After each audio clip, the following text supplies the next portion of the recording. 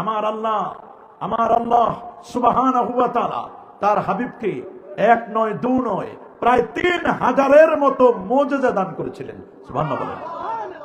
এই 3000 মুজিজার মধ্যে সবচেয়ে আলোড়ন সৃষ্টিকারী এবং সবচেয়ে বিজ্ঞানীদের টনক নড়ে যাওয়ার মতো যে মুজিজাটা, সেই মুজিজাটার নাম হচ্ছে আজকের যে রাতটি, সেটা হলো লাইলাতুল মেরাজ, মেরাজের মুজিজা। এটি সবচেয়ে আকর্ষণকারী এবং বিজ্ঞানীদের টনক নড়ে যাওয়ার মতো একটি মুজিজা আল্লাহর কোরআনের পরে, তার নাম হচ্ছে মেরাজ। সুবহানাল্লাহ বলেন।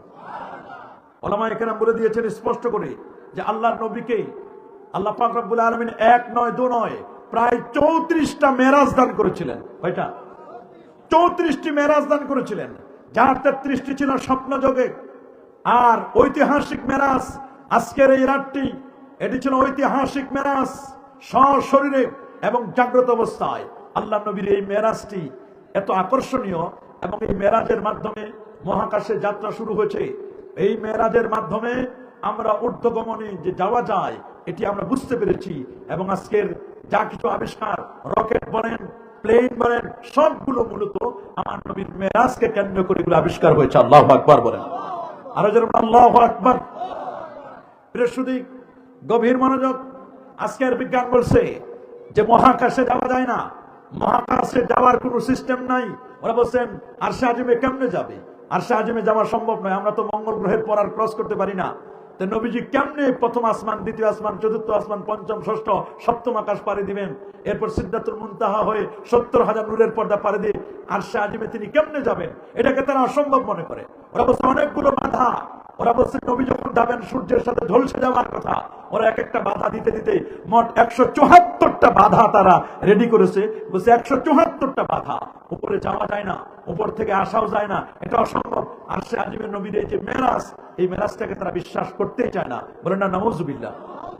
মানুষ যেটাকে বিশ্বাস করবে না, এইজন্য রব্বুল আলামিন তিনি সূরাত বনী ইসরাঈলের মেরাজের আলোচনা করতে গিয়ে প্রথমেই তিনি একটা শব্দ ব্যবহার করেছেন। সেই শব্দটার নাম হচ্ছে সুবহান। বলেন কি শব্দ? আল্লাহ রাব্বুল আলামিন বলেন সুবহানাল্লাযী আসরা বিআবদিহি লাইলাম মিনাল মাসজিদিল হারাম ইলাল মাসজিদিল আকসা الذي باركنا حوله لنريه من آياتنا إنه هو السميع البصير। সুবহান শব্দ আরবের মধ্যে সুবহান শব্দটি দ্বারা এটা কসম বোঝানো হয়। সুবহান দিয়ে কসম করেছেন আমার আল্লাহ সুবহানাহু ওয়া তাআলা। তিনি বলে দিয়েছেন যে উপরে যাওয়াও যায়, উপর থেকে আসা যায়। বিজ্ঞান বলছে না, উপরে যাওয়া যায় না, উপর থেকে আসা যায় না। ওরা অসম্ভব মনে করে নবীজির মেরাজকে। আমরা বলবো বিজ্ঞান তো এরকম কত কথাই না বলে, বিজ্ঞানের কথার মধ্যে তো পরিবর্তন। সকালে একটা বলে, দুপুরে আরেকটা বলে, বিকেলে আরেকটা বলে, পারলে সন্ধ্যায় আরো একটা বলে। চলে বলেন। আপনারা যারা একটু মুরব্বী টাইপের আছেন, আপনারা বুঝবেন। একবার 1999 সালে 5ই মে কিয়ামত হবে বিজ্ঞান ঘোষণা করলো। সব মানুষগুলো মসজিদে চলে আসলো। শুক্রবার মসজিদে জায়গা হয় না। যারা বিয়ে শাদী দেরি করে করতো, ডিলে করে করতো, তারাও বিয়ে শাদী করে মোটামুটি লাইভ লিড করতেছে। ওরা বলছে আমরা একটু মজাটা নিয়ে নিয়ে আমরা, তারাও বেশ সুন্দর মতো, মানে কিয়ামতের জন্য পূর্ণ প্রিপারেশন নিয়ে যখন মসজিদে গেল, দেখে না কিয়ামত তো হয় না। সারাদিন মসজিদে মানুষ মসজিদ থেকে বেরোই হতে চায় না। আর বর্তমান অবস্থা তো এমন, মসজিদে যাই হলো সবার শেষে, আসে সবার আগে। দুখুলুল মসজিদ নাই, তাহিয়াতুল ওযু নাই, দোয়া নাই, মুনাজাত নাই।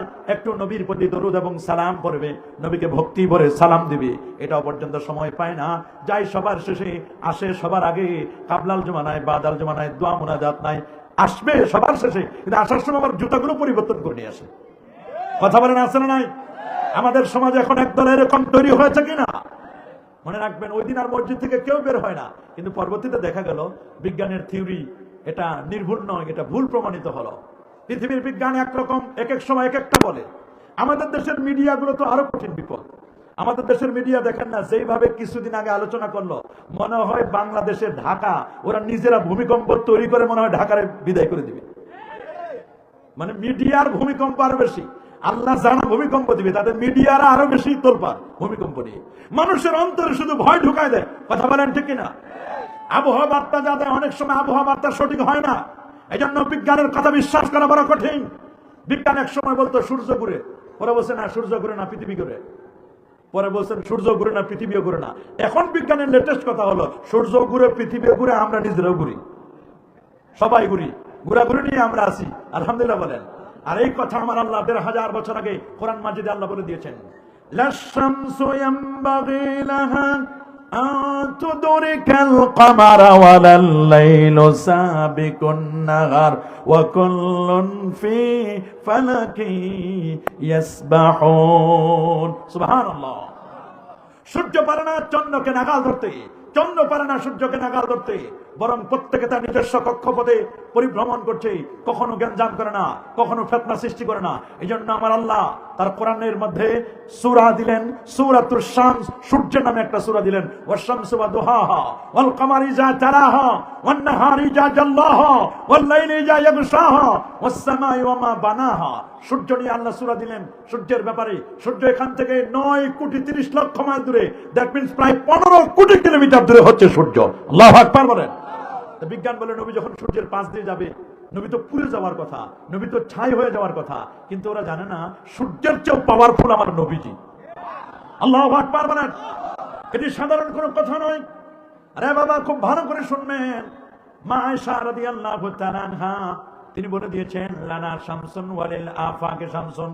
রে দুনিয়ার মানুষ, তোমাদের একটা সূর্য আছে, আমি আয়েশার একটা সূর্য আছে। দুনিয়ার সূর্যটা উদিত হয় ফজরের নামাজের পরে পূর্ব দিগন্তে, আর আমি আয়েশার সূর্যটা উদিত হয় এশার নামাজের পরে। সুবহানাল্লাহ বলেন। আমার আয়েশা বলে দিয়েছেন, রাসূল আকরাম সাল্লাল্লাহু আলাইহি ওয়াসাল্লাম বলেন, আয়েশা রাদিয়াল্লাহু তাআলার বক্তব্য যে আমার ঘরে যে সূর্য উদিত হয় সেই সূর্য হলেন প্যারা নবী রাসূল করিম সাল্লাল্লাহু আলাইহি ওয়াসাল্লাম। পুরো ঘরটা আলোয় আলোকময় হয়ে যায়। আল্লাহু আকবার বলেন। কেন আলোকময় হবে না? আমার নবী তো সূর্যের চেয়েও পাওয়ারফুল। সুবহানাল্লাহ বলেন। চাঁদের চেয়েও পাওয়ারফুল। যে নবীর আঙ্গুলের ইশারায় চাঁদ দ্বিখণ্ডিত হয়ে যায়, সেই নবী চাঁদ সূর্যের চেয়ে আরো পাওয়ারফুল নয়? এই জন্য বিজ্ঞান মনে করছে যে আমরা তো অনেক দূর পর্যন্ত গিয়েছি, বিশেষ করে মহাকাশ গবেষণা সংস্থা নাসা, তারা বলছে আমরা মঙ্গল গ্রহ পর্যন্ত গিয়েছি। মোহাম্মদ বুঝি মঙ্গল গ্রহের খবর রাখে না। ওরে পরা কপাল বিজ্ঞানী, শুনে নাও, আমার নবী শুধু মঙ্গল গ্রহ নয়, নবী আরশে আজিমের খবর রাখেন। সুবহানাল্লাহ বলেন। আরশে আজিমের খবর রাখেন। বিজ্ঞান বলছে না এটা অসম্ভব। আমার আল্লাহ বলেন সবই সম্ভব। ওরা এক এক করে এক এক রকমের কথা বলতে লাগলো, কারণ বিজ্ঞানীদের থিওরি তো মিথ্যা যে প্রমাণিত হয়। দেখবেন অনেক কথাও আমি বলবো যেখানে আপনি দেখবেন বিজ্ঞান কোনো কথা বলতে পারে নাই। পৃথিবীর বিজ্ঞান বলেছে, কি বলেছে? বিজ্ঞান বলছে আগুনের কাজ হলো জ্বালায় দেওয়া। বলেন না আগুনের কাজ কি? আরো জোরে বলেন। আগুন জ্বালিয়ে দিবি, কাউকে খাতির করবে? কিন্তু আপনি শুনলে অবাক হবেন, নবী ইব্রাহিম খলিলুল্লাহ, যিনি মুসলিম জাতির পিতা, মিল্লাত আবিকুম ইব্রাহিম, আমার রাসূল বলেন আমি পৃথিবীতে নবী হয়েছি ইব্রাহিম নবীর দোয়ার বদৌলতে, আনা দাওয়াতু আবি ইব্রাহিম। সেই ইব্রাহিম নবীকে যখন আগুনের মধ্যে ফেলে দেওয়া হলো, আগুন কি ইব্রাহিম নবীর একটা পশম জ্বালাতে পেরেছিল? বলেন। বরং আমার আল্লাহ আগুনকে নোটিশ করে দিয়েছিলেন, রে আগুন, কুলনা ইয়া নারু কুনি বারদাও ওয়া সালামান আলা ইব্রাহিম, আমার ইব্রাহিমের জন্য নাতিশীতোষ্ণ হয়ে যাও, না শীত না গরম, যেমন দরকার ওই রকম তুমি হয়ে যাও। আল্লাহু আকবার বলেন। আপনি চিন্তা করে দেখেন, পৃথিবীর বিজ্ঞানীকে যদি জিজ্ঞেস করা হয়, যখন ইব্রাহিম নবীকে আগুনে ফেলে দেওয়া হলো, তখন ইব্রাহিম নবী কেন পুড়ে ছাই হলো না, কেন একটা পশম জ্বললো না? বিজ্ঞান বলবে সরি, এটা আমাদের বুঝে আসে না, এটা আমরা বুঝতে পারি না। শুধু কি ইব্রাহিম খলিলুল্লাহ, আপনি শুনলে আমার কমেন, আব্দুল কাদের জিলানী রাদিয়াল্লাহু তাআলা আনহুর মাজারের একজন খাদেম ছিল, ঝাড়ুদার। আব্দুল কাদের জিলানীর মাজারে ঝাড়ু দিতেন একজন আল্লাহর ওলি, তিনিও আল্লাহর ওলি। আল্লাহু আকবার বলেন। আব্দুল কাদের জিলানীর মাজার শরীফটা ঝাড়ু দিতেন। যখন ডব্লিউ বুশ কাল এহেনিল মানফুস, শয়তানের হেডমাস্টার ডব্লিউ বুশ যখন ইরাকের উপর হামলা করলো, ইরাকের উপর হামলা করছে, ওরা মনে করেছে ইরাককে নিঃশেষ করে দিবে, কিন্তু জানে না ইরাক যে কত বরকতের জায়গা। ৭০,০০০ নবী এবং ওলির মাজার আছে ইরাকে। আল্লাহু আকবার বলেন। ইরাকের জমিনে শুয়েছেন ইসলামের ৪র্থতম খলিফা, আল্লাহর হাবিবের জানাতা, শেরে খোদা নবী, যার সম্পর্কে বলেছেন আনা মাদিনাতুল ইলমি ওয়া আলিয়্যুন বাবুহা, আমি হচ্ছে ইলমের শহর, ওই শহরের দরজা হচ্ছেন হযরত আলীউল মুরতাদা রাদিয়াল্লাহু তাআলা। ইরাকের জমিনে যেমন আলী রাদিয়াল্লাহু তাআলা শোয়া, ওই ইরাকের জমিনে শোয়া আছেন ইমাম আহমদ বিন হাম্বল, যিনি ১২.৫ লক্ষ হাদিসের হাফেজ, যিনি দিনে আর রাতে ৩০০ রাকাত নামাজ আদায় করতেন। ইরাকের জমিনে শোয়া আছেন ইমামুন আল আজম আবু হানিফা নোমান ইবনে সাবিত রাদিয়াল্লাহু তাআলা, যার হানাফি মাযহাবকে আমরা প্রমোট করি, হানাফি মাযহাবকে আমরা ফলো করি, সেই ইমাম আজম আবু হানিফা যিনি 100 বার আমার আল্লাহকে স্বপ্নে দেখেছিলেন, 40টি বছর যিনি এশার যদি ফজর পড়েছিলেন, 55 বার নবীজির রওজা মুবারাকা জিয়ারত করেছিলেন, 4500 যার শিক্ষক ছিল, 90,000 ছাত্র, 4500 উস্তাদ ছিল, যিনি রমজান কারিমে 62 খতম কোরআন মাজিদ তেলাওয়াত করতেন, এমন একজন পণ্ডিত ইমাম আজম আবু হানিফা, যার ফতোয়া বোর্ডে 83,000 মাসআলা লেখা হয়েছে, যিনি আল্লাহর কোরআন থেকে 12,70,971টি মাসআলা বের করেছিলেন, সেই ইমাম আজম আবু হানিফা 40টা বছর এশার ওযু দিয়ে ফজর পড়েছেন, যিনি 2 রাকাত নামাজে আল্লাহর কোরআন থেকে 1 খতম কোরআন তেলাওয়াত করতেন। সুবহানাল্লাহ। সেই বড় মাপের পণ্ডিত ইমাম আজমের মতো ব্যক্তি, তার মাজার কুফায়, ইরাকের কুফা নগরীতে। ওনাকে বলা হয়েছিল আপনি চিফ জাস্টিস হবেন, প্রধান বিচারপতির পদটি অলংকৃত করবেন। ইমাম আজম বলেন, নো, আমি প্রধান বিচারপতির পদটি অলংকৃত করব না, কারণ ওখানে প্রহসনের বিচার করতে হবে, আমি কোরআন সুন্নাহর আলোকে বিচার করতে পারবো না। শেষ পর্যন্ত রাষ্ট্রপ্রধান ইমাম আজম আবু হানিফাকে গ্রেফতার করে জেলখানায় বন্দী করলেন। তিনি বললেন, এই পৃথিবীর বিচারকরা 3 শ্রেণীর, আল কুযাতু ফিদ দুনিয়া সালাসা, পৃথিবীর বিচারকরা 3 শ্রেণীর।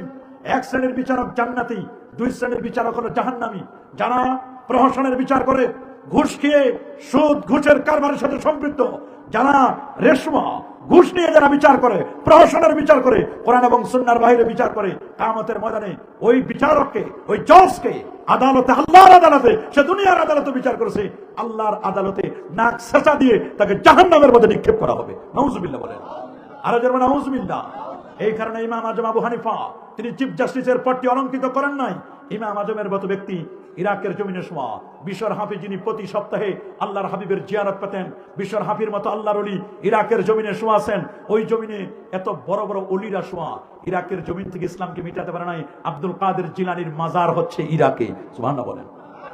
সে আব্দুল কাদের জিলানীর মাজারের খাদেম ঝাড়ুদারকে যখন গ্রেফতার করে আবু গারিব কারাগারে নেওয়া হলো, 40টা কুকুর দেওয়া হলো, যে কুকুরগুলো ক্ষুধার্ত 1 সপ্তাহ পর্যন্ত খায় নাই। ওদের টার্গেট ছিল আবু গারিব কারাগারের কুকুরগুলো। যে লোকগুলোকে গ্রেফতার করে নিয়ে গেছে, 40টি কুকুরের জন্য 25 জন মানুষকে যখন নিয়ে গেল, মনে করেছিল ছিঁড়ে খেয়ে ফেলবে। দেখলো প্রায় যে 25 জন মানুষকে নেওয়া হয়েছিল, 24 জনকে খেয়ে ফেললো, কিন্তু একটা মানুষকে কেউ খাচ্ছে না। বারবার কুকুরগুলো এসে, ডগস্টারগুলো এসে নাকে গ্রাম নিয়ে চলে যাচ্ছে, একটা মানুষকে খাচ্ছে না কুকুর। জিজ্ঞেস করা হলো কে উনি, অবাক হয়ে গেল, বলে উনি হচ্ছেন আব্দুল কাদের জিলানীর মাজারের ঝাড়ুদার। আল্লাহু আকবার বলেন। কুকুর চিনে, কুকুরও চিনে আল্লাহর ওলিদেরকে। আল্লাহু আকবার বলেন। এক্ষেত্রে যদি আপনি বিজ্ঞানীকে জিজ্ঞেস করেন যে কুকুর এখানে কেন খাতির করলো, বলে এটা আমার বুঝে আসে না, এটা আমি বুঝবো না, এখানে বিজ্ঞান বুঝবে না। পৃথিবীর হিউম্যান অ্যানাটমিকে যদি জিজ্ঞেস করেন, কোন এমব্রিওলজিস্ট, ভ্রূণতত্ত্ববিদকে যদি আপনি জিজ্ঞেস করেন যে ভাই পৃথিবীতে সন্তান হয় কেমনে, তাহলে বিজ্ঞান বলবে পৃথিবীতে সন্তান হয় ক্রোমোজোমের মাধ্যমে। নারী এবং পুরুষের ক্রোমোজোম আছে 23-46 জনা, পুরুষের এক্স এবং ওয়াই ক্রোমোজোম, নারীর হচ্ছে ডাবল এক্স ক্রোমোজোম। পুরুষের এক্স, নারীর এক্স, এই দুটো এক্স যখন ডিম্বাশয়ে যাবে, নারীর ওভামে যাবে, তখন অটোমেটিক সন্তান হবে মেয়ে। কি সন্তান? জোরে বলুন, কি হবে? আবার পুরুষের ওয়াই, নারীর এক্স, নারীর তো আর ওয়াই নাই, নারীর এক্স, পুরুষের ওয়াই, নারীর এক্স মিলে যদি ডিম্বাশয়ে যায়, ওভামে যায়, তখন সন্তান হবে ছেলে। কি সন্তান? এটা তো সোজা থিওরি। আল্লাহ কোরআনও বলে দিয়েছেন, হাল আতা আলাল ইনসান হিনুম মিনাদ দাহর লাম ইয়াকুন শাইআম মাযকুরা ইন্না খালাকনাল ইনসানা মিন নুতফাতিন আমশাজ নাবতালি ফাজআলনাহু সামিআম বাসীরা। ইখতিলাফ মিন মাইর রাজুল ওয়া মিন মাইল মারআ। এক পক্ষ থেকে কখনো সন্তান হয় না, সন্তান হবে 2 পক্ষ থেকে। কিন্তু যদি আপনি জিজ্ঞেস করেন যে ঈসা রুহুল্লাহ, আজকে যেখানে লিখেছেন 16 জানুয়ারি 2026, এই যে 2026 আমরা লিখলাম, আমি যদি জিজ্ঞেস করি 2026টা কি, উত্তর অনেকেই দিতে পারবেন না। 2026 হলো, এটা ঈসাই সাল, এটা ঈসা নবীর জন্ম। ওনার বয়স বর্তমানে 2025 বছর 16 দিন, আজকের দিন সহ কত দিন? ঈসা নবীর বয়স হলো 2025 বছর 16 দিন। আজকে থেকে ঈসা নবীর বয়স 2025 বছর 16 দিন। অথচ আমার আল্লাহ তাকে 33 বছর 8 মাস 9 দিন বয়সে আল্লাহ তাআলা তাকে 4th আসমানে উঠাই নিয়েছেন। যদি ঈসা নবীর জন্মটা মিরাকেল একটা জন্ম, অত্যাশ্চর্য একটা ঘটনা। কারণ ঈসা নবীর যে ছেলে হিসেবে জন্ম নিলেন ঈসা আলাইহিস সালাম, যে ছেলে, এই ছেলে তো হওয়ার কথা না বিজ্ঞানের থিওরি মতে। বিজ্ঞান বলছে বিজ্ঞান বলছে এক্স এবং ওয়াই ছাড়া ছেলে হবে না, অথচ মরিয়ম মা তো মরিয়ম, তার তো আছে ডাবল এক্স, ওনার তো কোনো স্বামী নাই, স্বামী ছাড়া সন্তান হবে কেমনে? বলে না স্বামী ছাড়া সন্তান হতে পারে, বাপ ছাড়া সন্তান হতে পারে? হযরত মরিয়ম তো বলছেন ওয়ালাম ইয়ামসাসনি বাশার, আমাকে কোনো পুরুষ স্পর্শ করে নাই, আমার কেমনে সন্তান হবে? জিবরিল বলছেন মরিয়ম তোমার সন্তান হবে, আল্লাহ বলেছেন আল্লাহু আকবার। হযরত মরিয়ম আলাইহিস সালাম বলেন আমার সন্তান হবে, এটা অবাক করার মতো। বলে হ্যাঁ আল্লাহ বলেছেন সন্তান হবে। মুখটা হা করো, মুখটা হা করছে, জিবরিল আমিন মুখে ফু দিয়ে গেছে, মরিয়ম চুপ, তুমি কোনো কথা বলতে পারবা না। 1 দিন 2 দিন 3 দিন 5 দিন 6 দিন 7 দিন পর্যন্ত কথাবার্তা নেই। সেই সময় রোজার সিস্টেম ছিল মৌনতা, কথাবার্তা বলা ছাড়াই রোজা রাখতে পারতেন। আল্লাহু আকবার বলেন। রোজা রাখবে কিন্তু কথা বলতে পারবে না। বর্তমান তো আমরা, আল্লাহ বড় ইহসান করেছেন, আমরা রোজা রাখে কথা বলতে পারি। কথা এমন বলি, এমন গীবত শিকায়েত এমন করি, আমরা এমন বকবক করি যে আমাদের রোজার যে অ্যাকশন এটা থাকেই না। কথা বলেন, আরো যারা বলেন রোজার অ্যাকশনটাই থাকতেছে না, বড় কঠিন অবস্থা। যদি আপনি জিজ্ঞেস করেন ঈসা রুহুল্লাহ কেমনে জন্ম নিল, ওনার তো ঈসা রুহুল্লাহর বাবা নাই, মরিয়মের স্বামী নাই, বিজ্ঞান মুখ থুবড়ে পড়ে যাবে। বিজ্ঞান বলবে সরি, এটা আমাদের পক্ষে সম্ভব না, এটা আমরা উদ্ঘাটন করতে পারবো না। এখানে বিজ্ঞান একেবারে সরি বলে ফেলবে। আপনি শুনলে অবাক হবেন হযরত শাহজালাল ইয়ামানি আল মুজাররাদির কথা, যিনি ইয়ামান থেকে এসেছিলেন। কোন জায়গা থেকে? ইয়ামান থেকে এসেছিলেন হযরত শাহজালাল ইয়ামানি আল মুজাররাদি। হযরত শাহজালাল ইয়ামানি আল মুজাররাদি উনি যখন সিলেটে আসলেন, সিলেটে গৌর গোবিন্দ, কি নাম জোরে বলে? গৌর গোবিন্দ, রাজা গৌর গোবিন্দ মুসলমানদের উপর অত্যাচার, নির্যাতন, নিপীড়নের স্টিম রোলার চালালো। বড় কঠিন অবস্থা, মুসলমানদের উপর অত্যাচার, নির্যাতন, নিপীড়ন চালানো। আকিকার উপলক্ষে একটি গরু জবাই করার কারণে মুসলমানকে হত্যা করা হলো। এটা যখন শাহজালাল ইয়ামানি আল মুজাররাদি শুনলেন, তিনি স্থির থাকতে পারলেন না। মুসলমানের উপর হিন্দু বাবুরা জুলুম করবে, নির্যাতন করবে, নিপীড়ন করবে, এটা মেনে নেওয়া যায় না। এক পর্যায়ে হযরত শাহজালাল ইয়ামানি আল মুজাররাদি বললেন, আমরা গৌর গোবিন্দের রাজপ্রাসাদে গিয়ে আমরা আযান দিব, সেইখানে আমরা নামাজ আদায় করব। গৌর গোবিন্দ যখন টের পায় না, সুরমা নদীর সমস্ত নৌকাগুলো ক্লোজ করে দিয়েছে, বন্ধ করে দিয়েছে, ফেরিগুলো বন্ধ করে দিয়েছে, ট্রলারগুলো বন্ধ করে দিল।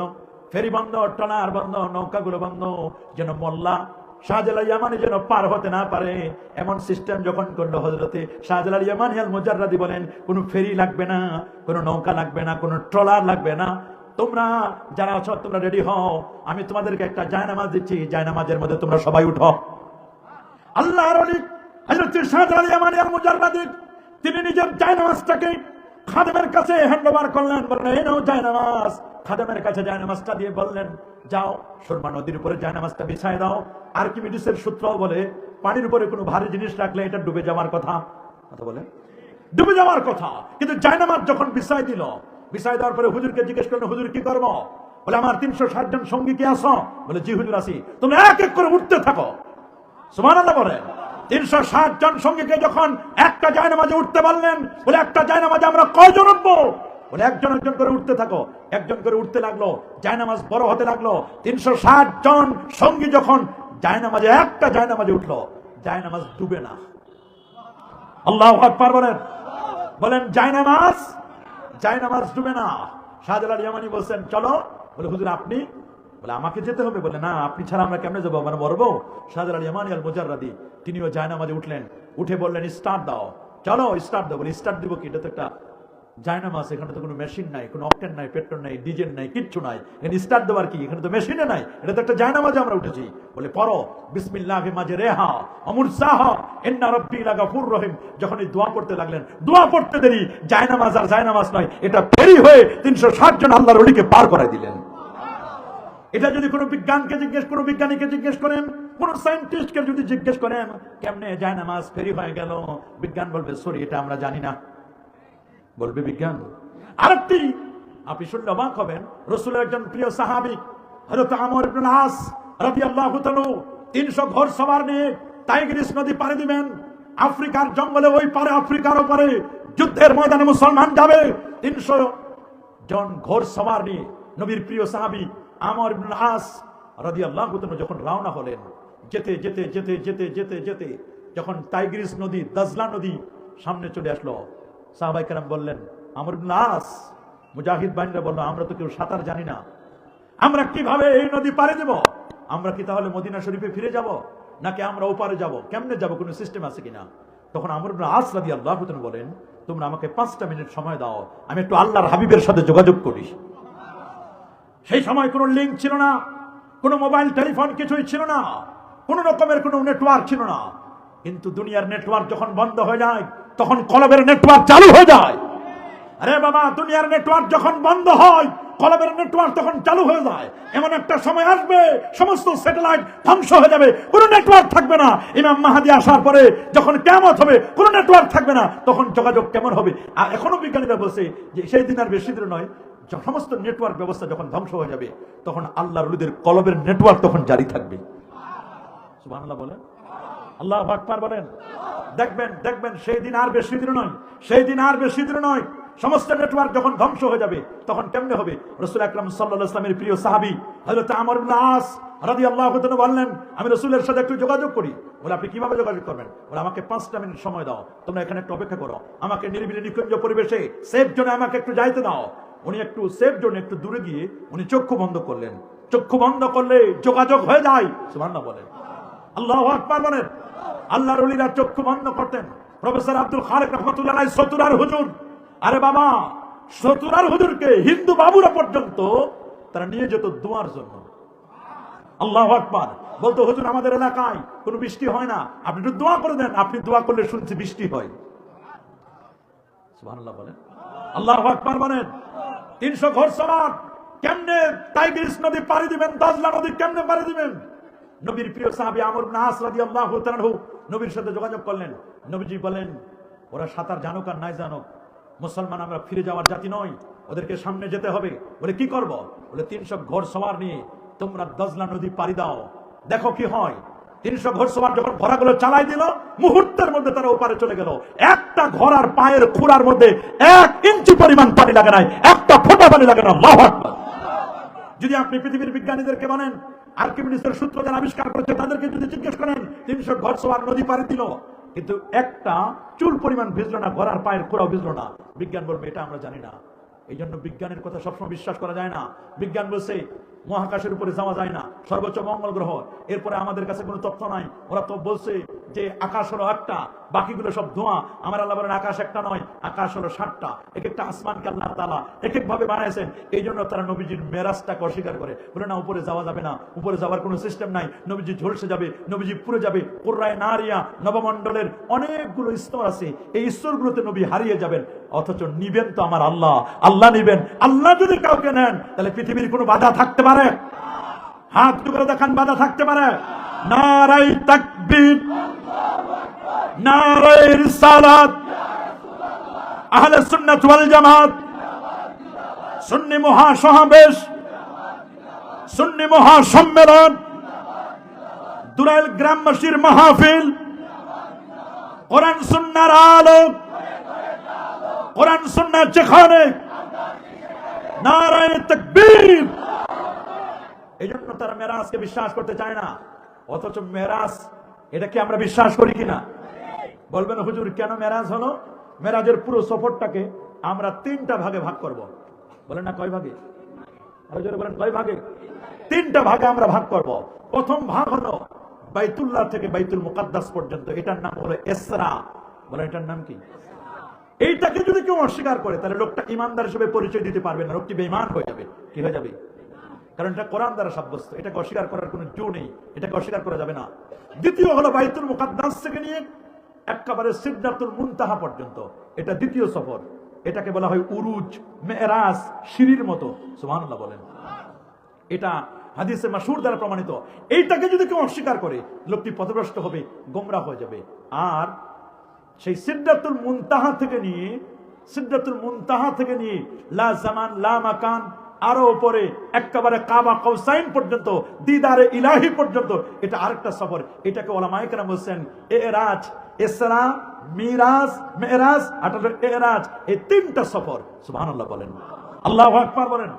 এত বিশাল সফর, বছরের পর বছর লাগার কথা, কিন্তু আপনারা শুনলে অবাক হবেন, মাত্র অল্প সময়ের মধ্যে রাতের সামান্য একটা অংশে নবীজি উম্মে হানির ঘর থেকে নিয়ে আল্লাহর আরশ পর্যন্ত সফর করেছেন।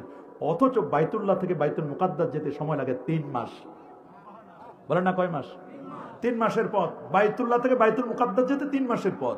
সেখানে নবীজি এক রাতেই, বাইতুল মুকাদ্দাস তো দূরের কথা, বাইতুল মুকাদ্দাস থেকে আল্লাহ নবী চন্দ্র, সূর্য, গ্রহ, নক্ষত্র, Neptune, Pluto, galaxy, milky, nova, supernova, Proxima Centauri, সাত আকাশ ভ্রমণ করে সিদরাতুল মুনতাহা, জান্নাতুল মাওয়া সব ঘুরে আরশে আজিম গিয়ে চলে আসলেন। কেমনে আসলেন এই কথাটা আজকে বোঝানোর চেষ্টা করব। কেন আল্লাহ মেরাজ দান করেন এই কথাটা আমাদের শুনতে হবে।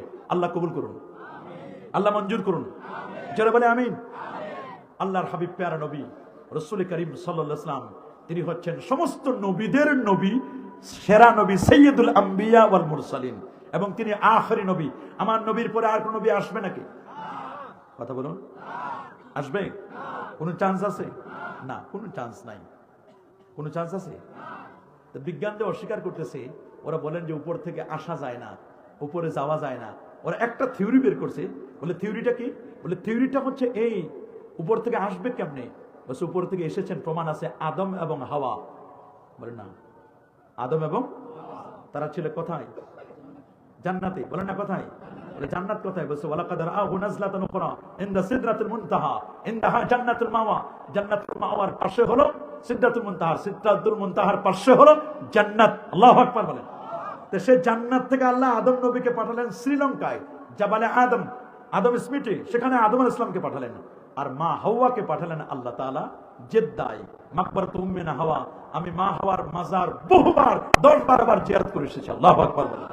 বা মক্কা থেকে যেতে হয় অল্প সময়, 10 মিনিটে চলে যাওয়া যায় জেদ্দা, বা মক্কা থেকে খুব সহজে যাওয়া যায় মাকবারাত উম্মে না হাওয়া। তাহলে উপর থেকে আসা যায়, কি বলেন? উপর থেকে আসা যায় না? ওরা বলছে পৃথিবীতে নামা সহজ, পৃথিবীতে উপরে উঠা কঠিন। বলে উপরে উঠেছেন এমন প্রমাণ আছে? বলে এস প্রমাণ আছে। বলে কে তিনি? বলে ঈসা রুহুল্লাহ, তিনি 4র্থ আসমানে উঠেছেন। সুবহানাল্লাহ বলেন। এখন ওরা বলে যে উপর থেকে যে দুজন নেমেছেন তারা তো আর কখনো উপরে উঠেন নাই, কখনো উঠেন নাই। আর যে জন উঠেছেন উনি তো এখনো পর্যন্ত নামেন নাই।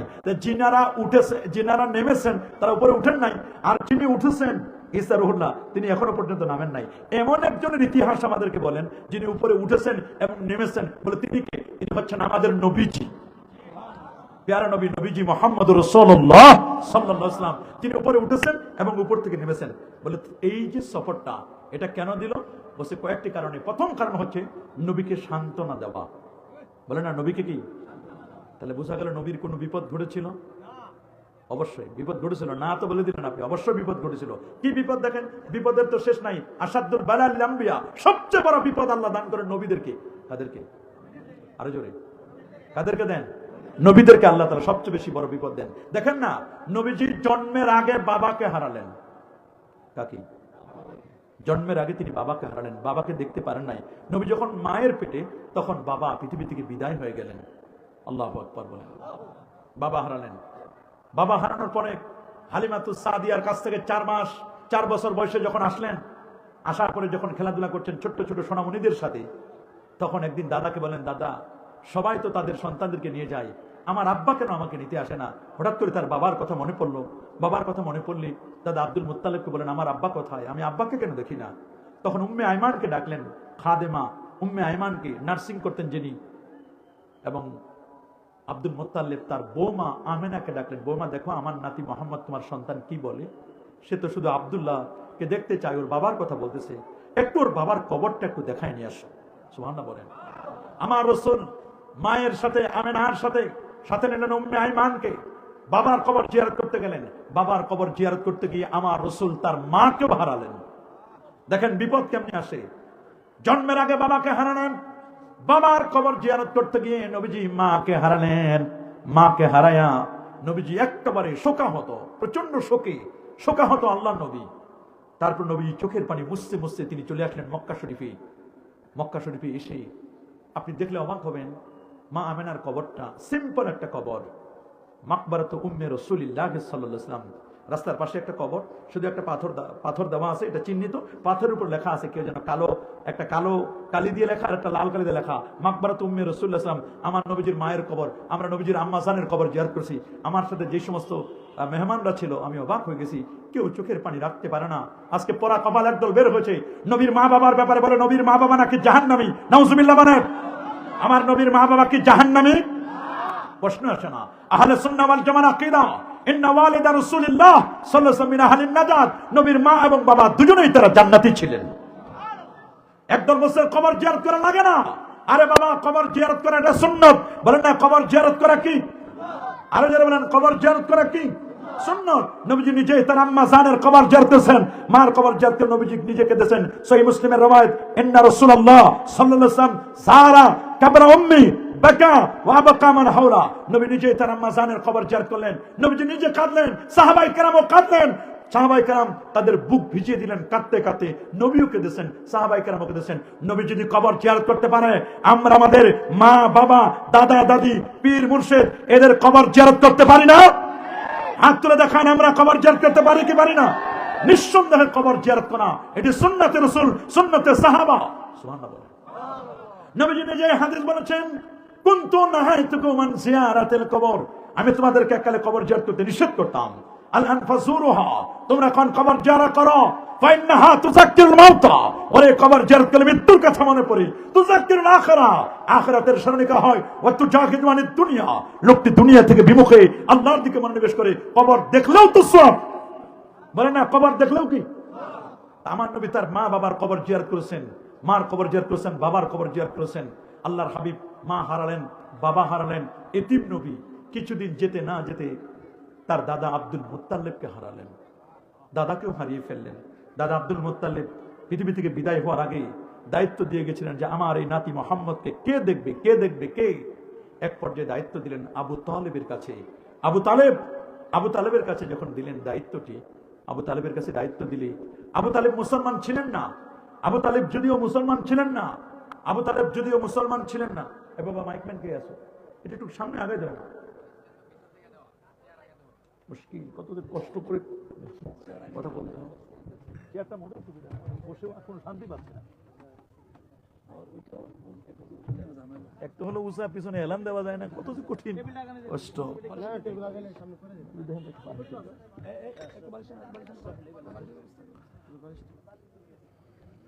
আল্লাহ গভীর মনোযোগ, মাশাআল্লাহ এখন একটু আরাম লাগতেছে মনে হচ্ছে। গভীর মনোযোগ। আল্লাহ নবী তার মাকে হারালেন, বাবাকে হারালেন, মা বাবা হারানো, দাদাকে হারালেন, চাচা আবু তালেবকে দায়িত্ব দিলেন। সুবহানাল্লাহ বলেন। চাচা আবু তালেবকে দায়িত্ব দেওয়ার পরে চাচা আবু তালেব সিরিয়ার উদ্দেশ্যে ব্যবসায়ও নিয়ে গেছিলেন, ব্যবসার জন্য সিরিয়াও নিয়ে গিয়েছিলেন, ব্যবসা বাণিজ্যকে কেন্দ্র করে। সুবহানাল্লাহ বলেন।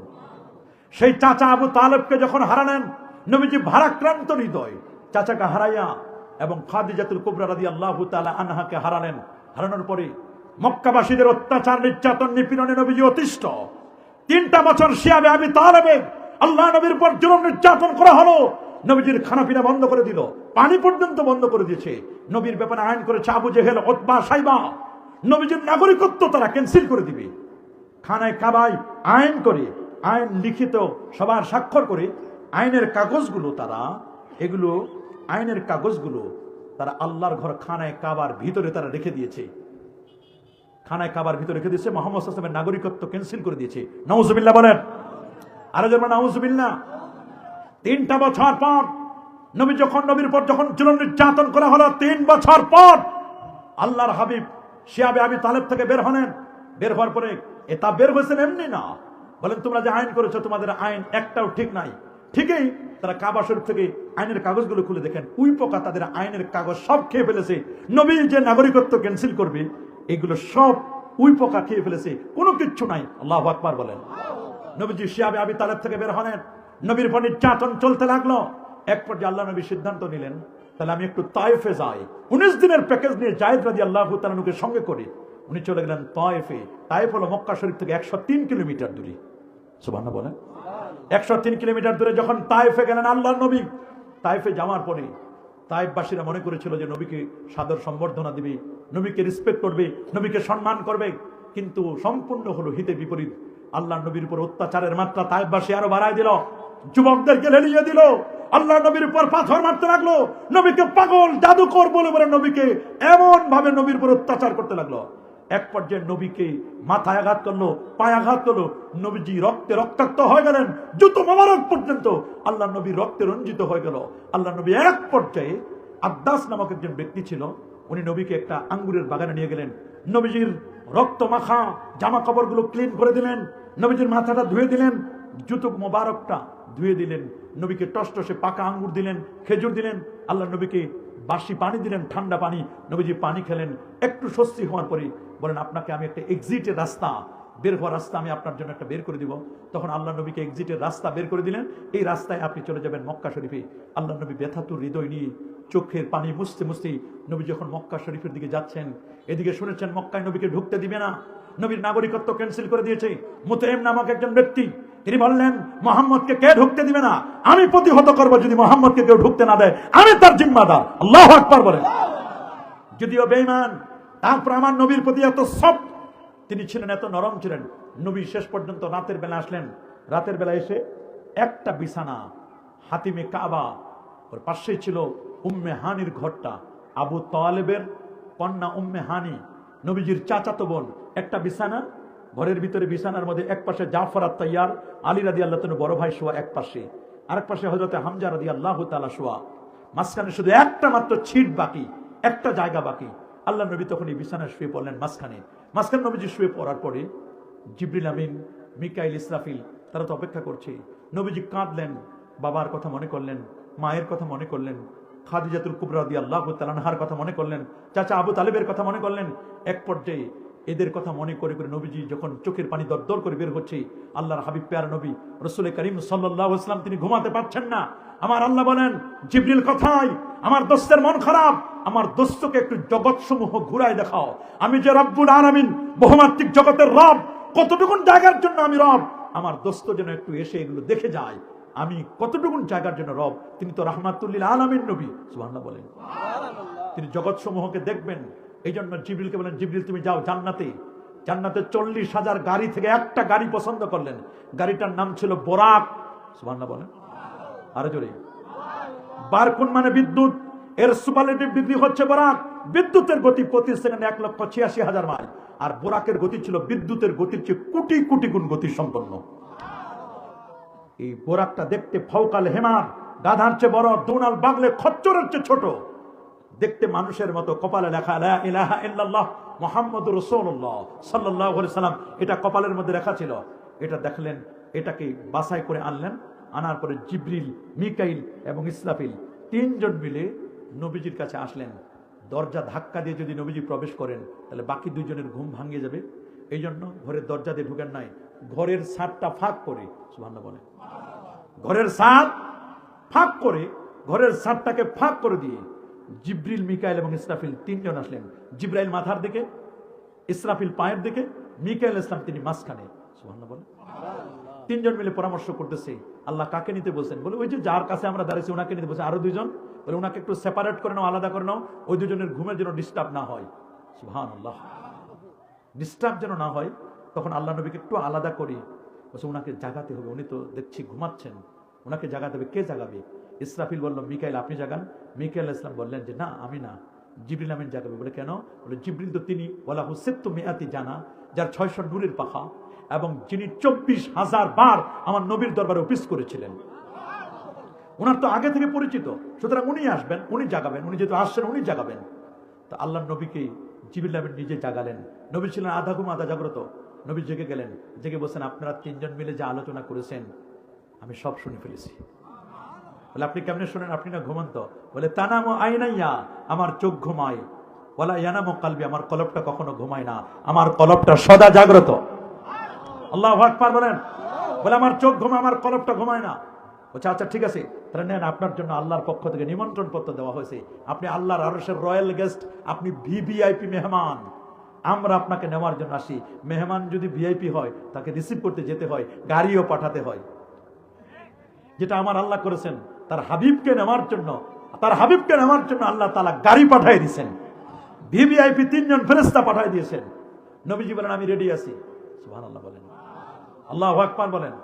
বলে আমি পেয়েছি, আমি মেহমান হিসেবে আল্লাহ আমাকে নিবেন, জিবরিল আমিনকে পাঠিয়ে দিয়েছেন, আচ্ছা ঠিক আছে আমি যাব।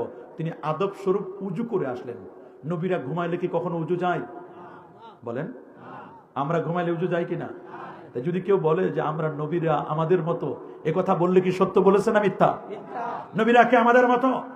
এই কথা বলতো আবু জাহাল, অথবা সাইবার মতো ব্যক্তি নবীরা আমাদের মতো সাধারণ না, নবীরা সাধারণ নয়, নবীরা অসাধারণ। নবীরা কি সাধারণ? কি নবী? অসাধারণ নবী। হ্যাঁ, নবীজির জিনসে বাসার, জাতিগতভাবে সত্তাগতভাবে নবী মানুষ ছিলেন। নবী ফিরিস্তা নয়, নবী জিনও নয়, নবী কি মানুষ। বলে না নবী কি? নবী হওয়ার জন্য মানুষ হতে হবে। নবীজি পুরুষ মানুষ, কারণ নারীদের থেকে নবী হয় না, জিনদের থেকে নবী হয় না, ফেরেশতাদের থেকে নবী হয় না, নবী হয়েছে মানুষ থেকে।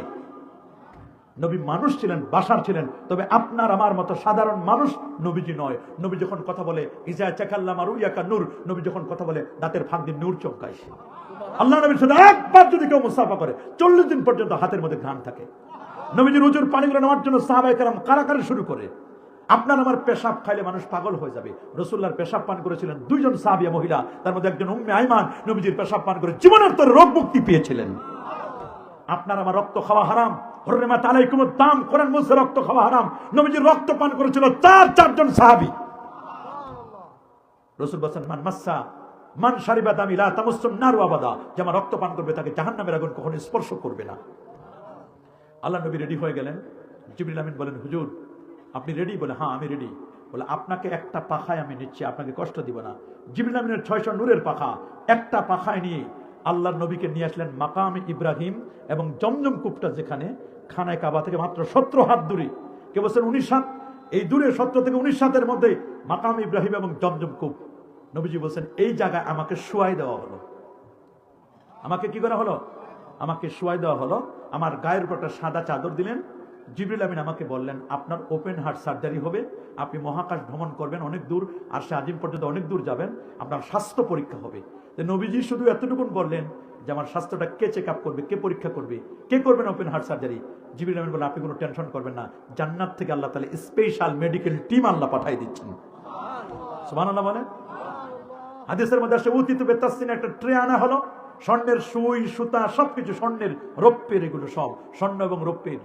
রাসূল বলেন আমি দেখলাম সবুজ পাগড়ি পরিহিত একদল আসলো, এসে আমার গায়ের কাপড়টা সরাই ফেললো।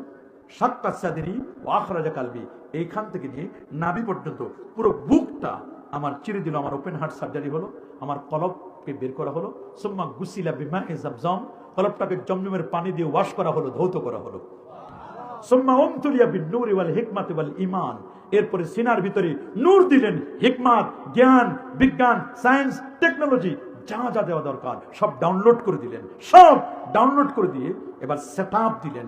সুম্মা আতবাকা, আবার যেন ওপেন হার্ট সার্জারি করার পরে লাগাই দিলেন। বসে আপনার সব হয়ে গেছে, এনেস্থেসিয়া লাগে নাই, নবীজিকে অবশ করা হয় নাই, অটোমেটিক একেবারে শুধু টান মারছে, অটোমেটিক কুদরতি কারিশমায় নবীজির ওপেন হার্ট সার্জারি হয়ে গেল।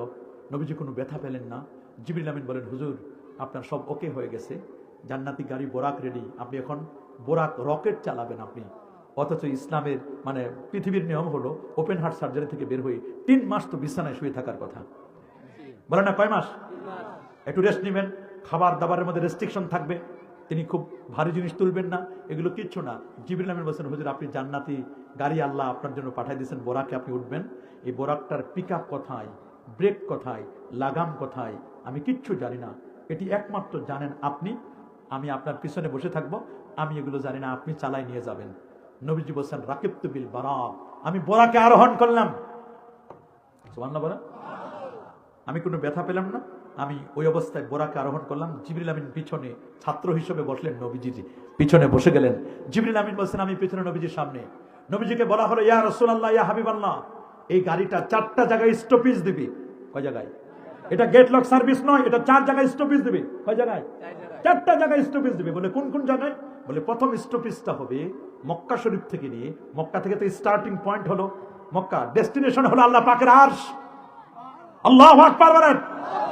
ডেস্টিনেশন, মূল টার্গেট হলো আল্লাহ পাকের আরশ, স্টার্টিং পয়েন্ট হলো মক্কাতুল মুকাররমা, খানায়ে কাবা।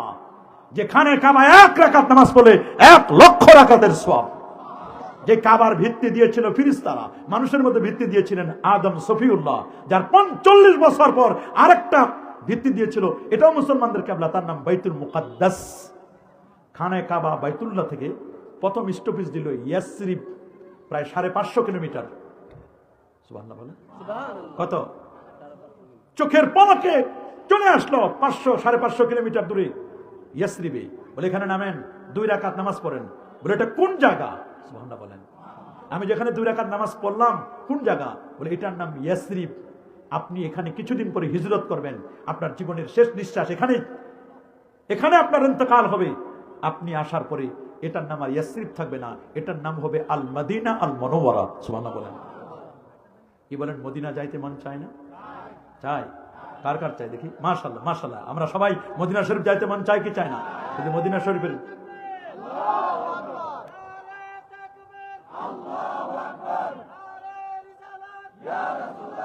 ভালো লাগার জায়গা মদিনা, ভালোবাসার জায়গা মদিনা। বলে না, ভালো লাগার জায়গা কোথায়? ভালোবাসার জায়গা কোথায়? তবে এই মদিনার প্রেম, মদিনার ভালোবাসা আশিক ছাড়া কেউ বুঝবে না, নবীর প্রেমিক ছাড়া কেউ বুঝবে না। কিন্তু এমন একজন পরা কপাল বের হয়েছে যারা হজ করতে যায়, আমার নবীর মদিনা মনোমারায় যায় না, ওরা মিনা যায়, মুজদালিফা যায়, আরাফা যায়। বলে নবীর মদিনা শরীফ যাওয়ার দরকার নাই, নবী মরে পচে গলে শেষ। আমার নবী কি মরে পচে গলে শেষ? না, প্রশ্ন আসে না। আমার নবী আপন রোজা মুবারাকায় তিনি জিন্দা, হায়াতুন নবী। যদিও নবীজি অনেক দূরে, মুমিনের কাছে দূরে নয়। সোনার মদিনা বহু দূরে, কিন্তু মদিনাওয়ালা আমার অন্তরে, আমার অন্তর জুড়ে মদিনা ছেড়ে, ওই মদিনা কবে যাব মন মানে না রে। কি মদিনা শরীফ যাইতে মন চায় না? নবীজিকে বলা হলো এটা মদিনা নাম হবে আপনি আসার পরে। এখানে আপনার হিজরতের জায়গা, আপনার জীবনের শেষ সমাপ্তিটা এখানেই। সুবহানাল্লাহ বলেন। নবীজি সেখানে কাঁদলেন, চোখের পানি ছেড়ে কাঁদলেন, আবার বোরাকে উঠলেন। নবীজি দেখলেন সবগুলো ঘুরে ফিরে দেখে বোরাকে উঠে নবীজি আবার রওনা।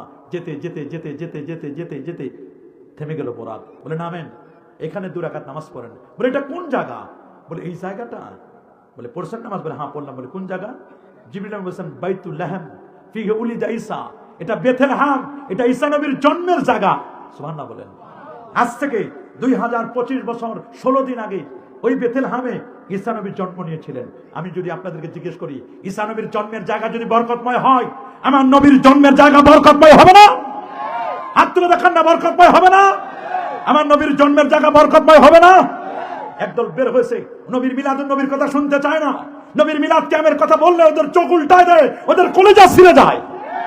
আছে না একদম? অথচ সমস্ত দেওবন্দীদের মুরব্বী হাজী আমদাদুল্লাহ মাহাজির মক্কি তিনি বলে দিয়েছেন ফয়সালা হাফতে মাসাইলের মধ্যে, মাই ফকির মশরাব ইয়ে হয়, মাই হার সাল মিলাদ আর কেম করতা হো, মাই কিয়াম মে বেহদ লুৎফ লজ্জত পাতা হো। প্রতি বছর আমার বাসায় মিলাদ পড়ি, কাম করি, নূর নবীর তাজমে দাঁড়াইয়া সালাম জানাই, এতে আমি মজা পাই, স্বাদ পাই, তারা মজা পায়, স্বাদ পায়। আরে বাবা, 16 ডিসেম্বরে আমার সোনার বাংলা, আমি তোমায় ভালোবাসি। আমার দেশের রাষ্ট্রপ্রধান, প্রধান উপদেষ্টা, মন্ত্রী পরিষদ উপদেষ্টা, আবাল বৃদ্ধ বনিতা, ছোট বড়, মুসলিম অমুসলিম সবাই যখন 16 ডিসেম্বরে জাতীয় পতাকা উত্তোলন করলো, হাতটা বুকের মধ্যে দিয়ে আমার সোনার বাংলা, আমি তোমায় ভালোবাসি। আমি দেখলাম সোনার বাংলার ভালোবাসায় সবাই দাঁড়াইয়া দাঁড়াইয়া জাতীয় সঙ্গীত পড়ে। আমার অবাক লাগলো, সোনার বাংলায় ভালোবাসায়, সোনার বাংলার ভালোবাসায় যদি দাঁড়ানো যায়, নবীর ভালোবাসায় দাঁড়ানো যায় না? হাত করে দেখান, নবীর ভালোবাসায় দাঁড়ানো যায় না? যায় কি যায় না? নারাই তাকবীর, নারায়ে রিসালাত, আহলে সুন্নাত ওয়াল জামাত, দরুদ সালাম যেখানে, নূর নবী যেখানে, ওলি আল্লাহ যেখানে। এগুলো ওদের ভালো লাগবে না, এগুলো ওদের মজা লাগবে না। নবীর প্রেমের কথা ওদের সহ্য হয় না। আছেন একদল দোস্ত বুজুর্গ আছে না? মৌলুদ ঈসা, ঈসা নবীর জন্মের জায়গা বরকতময়। ওখান থেকে আল্লাহ নবী রওনা করলেন। যেতে যেতে যেতে যেতে জিবরিল বলছেন হুজুর একটু থামেন। বলে কেন? বলে এদিকে মুসা কালিমুল্লাহ আল্লাহর কাছে অনুমতি চাইছে, আপনারা নাকি একটু সম্বর্ধনা দেবে, ইস্তেকবাল জানাবে। আল্লাহ মুসা নবীর প্রার্থনাকে কবুল করে নিয়েছেন। বলে কথাই তিনি, বলে আপনি থামেন, দেখেন লাল টিলার পাশে ওই যে তুরে সাইনা দেখা যাচ্ছে, ওই লাল টিলার মধ্যে দেখেন একটা কবর, কবরের মধ্যে দাঁড়াইয়া দাঁড়াইয়া আপনার ইস্তেকবাল জানাচ্ছেন। সহিহ মুসলিমের হাদিস, রাসূল বলেছেন রাআইতু মুসা ইনদাল কাসিবিল আহমার আন্নাহু ইসাল্লি ফি কবরি ওয়া হুয়া কায়েম। আমি দেখলাম লাল টিলার পাশে মুসা নবী তিনি কবরে দাঁড়াইয়া দাঁড়াইয়া আমাকে, আমার প্রতি সালাত দরুদ পড়তেছেন। আল্লাহু আকবার।